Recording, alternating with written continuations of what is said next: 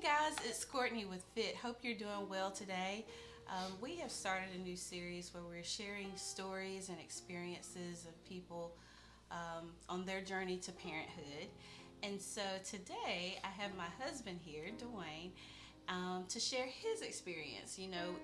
Even if with couples, we kind of have different experiences and things that we take from it. So thought it would be good for us to kind of get the male perspective of things. So hey, babe. Hey babe, how are you this evening? I'm great. That was so fake. Well, we gonna roll with the fakeness then. So when we first started dating, before we even got real serious, for real, one of the questions I asked um, was, did you want to have kids? Because I knew at that point my situation, my story, where I had been told that I would not be able to have kids. So tell me a little bit about what you remember about that and how you felt at that moment. I'm glad you remember that question because I don't. No, I was just joking. I do remember it. Coming from my perspective, where I grew up in a large family, raised kids, that's something that you always want to do is have kids, have more kids, that type of thing. So, when you're dealing with a person's situations and you're saying you want to possibly be with that person, then if you can't work through those situations, then I guess the relationship wouldn't have even kicked off. So I guess the answer to your question is, I guess that didn't scare me off. So Here we are today. here we are today. Eight some odd years later. Yeah. So, when we kind of started trying like right away, and through the process, of course, we had a lot of hurdles and bumps in the road. So, are there some things throughout our process that kind of sticks out to you that you would like to talk about? I guess from my point of view, is more of a, I guess, support, because I hate to say the issue wasn't mine, but the situation of the endometriosis wasn't mine. Some of the times when we would go to the different clinics, sometimes I would kind of want them to say, well, Mr. McDaniel, you have this issue, that's why it's not. I can remember one time when the lady told me, like, different, counts and mobility and all that stuff. I was like, well, don't tell my wife all that. I said, just say it's average or something like that. Don't, because I didn't want, my whole thing was to try to be a more support. So that was my, I don't know if I'm answering your question correctly, but that was my whole thing throughout our journey, was to be as supportive as I could be. Not being a jerk and, saying, why come we're not pregnant? Why this, why that? Even if we didn't have a kid, I was even wanting to say we can, if we want to adopt a son or daughter, then that would be an option as well. So I guess my whole through the process was to be as supportive as I could be. We were in it together, so it ain't like it would be one person's fault, another person's fault. That would be mine. If I had to give some advice to anyone that's going through the situation, whether it's the whatever the situation is, it's your situation together. It's not just that one person having that situation. If it's endometriosis, if it was something that was dealing with me, then it's our issue. It's not just that person's issue. So. Was there ever a time throughout our process where you felt like, hey, we just need to explore other options or give up? No, I think you know the answer to that question. But my whole thing was, I'm a person with I'm not the most. It's gonna sound weird because I work in the church a lot. I'm not the most religious person in the world. I'm a very spiritual person. But as far as the religious side of things, to where, well, I'm just gonna say it like this: when things come up against me, faith takes over. So my whole thing was, my whole life I've dealt with a lot of situations. Won't have to get into all those things, tough things throughout life. But when those things hit, that's when my faith kicks in. So I was actually ready for the doctor to say, Mr. and Ms. McDaniel, there's nothing left I can do. I actually was glad when he said that, because I was like, okay, now it's time for that faith to kick in. I grew up in my spiritual father back in Thomasville, he's a man of crazy faith. So I've learned that through him, and it's worked in my life. So I was actually ready for the doctor to say that so faith could kick in. Now my wife, on the other hand, That's a basket case. the daughter of a preacher, I felt like she should have more faith than me. But she was like, "Well, we'll go somewhere else," and I was like, "Well, if that's what you want to do, babe, we'll do that." But that's actually when my faith kicked in. And soon, right after that, is when we really got pregnant. So that was I never did say no, we can give up. Now, as far as the option saying if it did not happen, yes, I did think about other options, like I said, the adoption or that type of thing. So. And you were probably more so quicker to be able to go the adoption route than what I was ready for. Mm-hmm. Yeah. So let's talk about, like, after I had my surgery. We really thought it was kind of like this was it.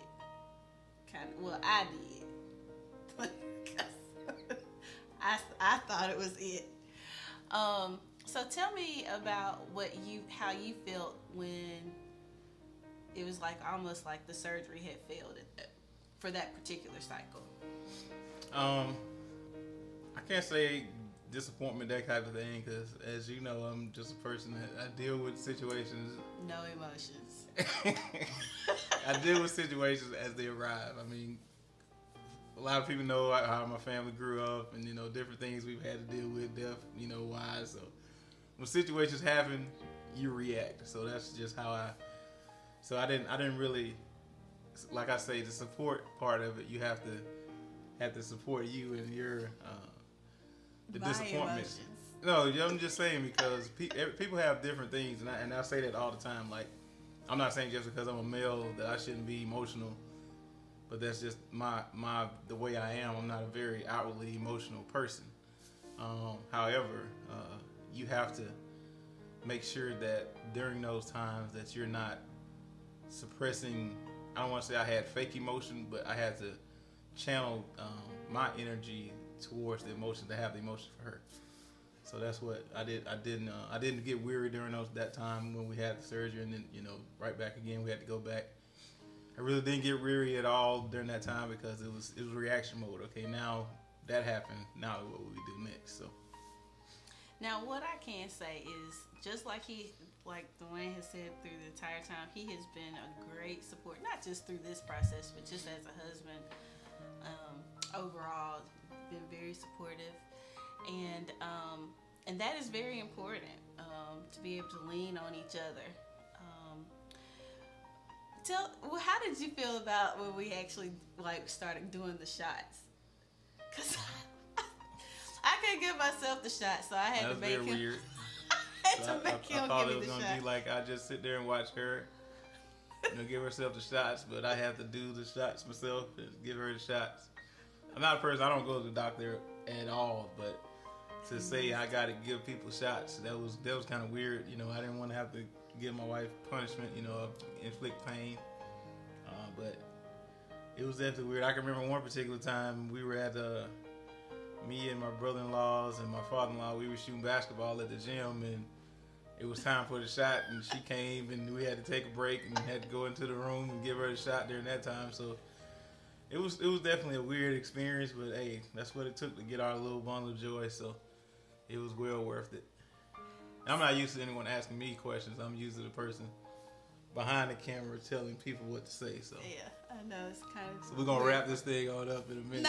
No. So when we finally found out that we were pregnant, how did that make you feel? Because it was like we found out we were pregnant, then it was like, okay, but she's high risk, so I was going to the doctor like every week. So tell me about, I know you talk about, you were supporting, you were very much so a support, even during the pregnancy, especially when I was basically sick throughout the pregnancy and couldn't eat nothing. But towards the end, throughout the pregnancy, we had a lot of scares along the way. And so we finally made it to 37 weeks, but it was in the hospital, things like that. So throughout that process, kind of tell me how you felt? During the process, because they said that you were high risk, of course we had to go to the doctor. We got to see Camille Every week. But at the same time, that was opportunity for, and I don't, down doctors and nurses for, giving their opinions or their educated.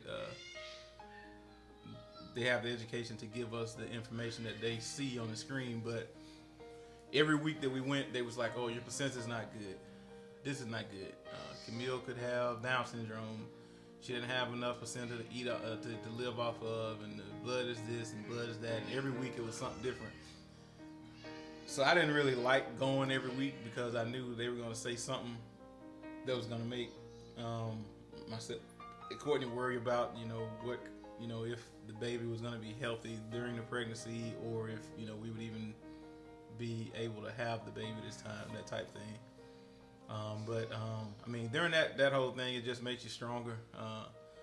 I will say that for people that have to endure going every week, I get it's a joy, but at the same time you get, and some other friends of mine have gone through the same situation.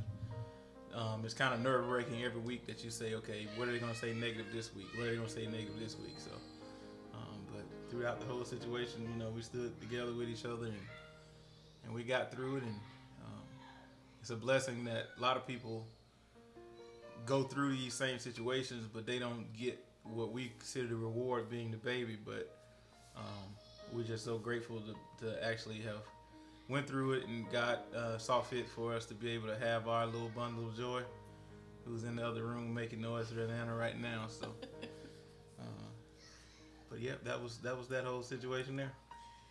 So if you could say something to someone else that's of some words of encouragement to them, what would that be?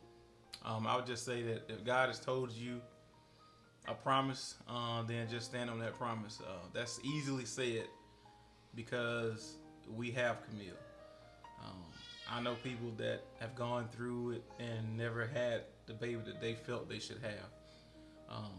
But I still say to even those people, if God promised you something, stand on it. It may not come the way you think it should come, but God had shown me Camille in a dream, the way she looks now. I wasn't even worried when we saw the 4D image and she kind of looked like Ellison during that time, and I could see my father-in-law and mother-in-law kind of look at the picture and like, oh yeah, she, But I saw a picture, I saw her in a dream, so you know what she looked like now. But anyway, to those people, just keep your faith. I actually got faith from, there's a lady from our church back home, and I hope she didn't mind me saying her name. Her name is Mary Thigpen. She went through a lot of pregnancies, and I was young during that time, but I watched her throughout each one of them, and I probably never personally said anything to her about it, but I saw her strength through those lost babies that kind of helped me get, and we have a lot of friends and family. We're going to have a series to where we'll have everyone, we're going to probably do a series together as well. All come together and talk about our experiences, but Miss and Sister Thigpen's experience, I guess, I hate to say it, prepped me for ours, but I did gain strength and from her during those times. So thank you so much for taking the time to come on camera and not just be behind the camera. Yeah, we went over time. We're at 14 minutes right now. And it was worth it. You're right, babe. It was worth it. So thank you guys for joining us today. Please like and share this video, and hopefully it'll bless you. I hope you have a great day. And be on the lookout for our series. We are going to do a docu-series with other couples coming together and doing interviews, as well as we're going to have a group setting where we're all together virtually, and we're going to talk about facing infertility together. Bye-bye.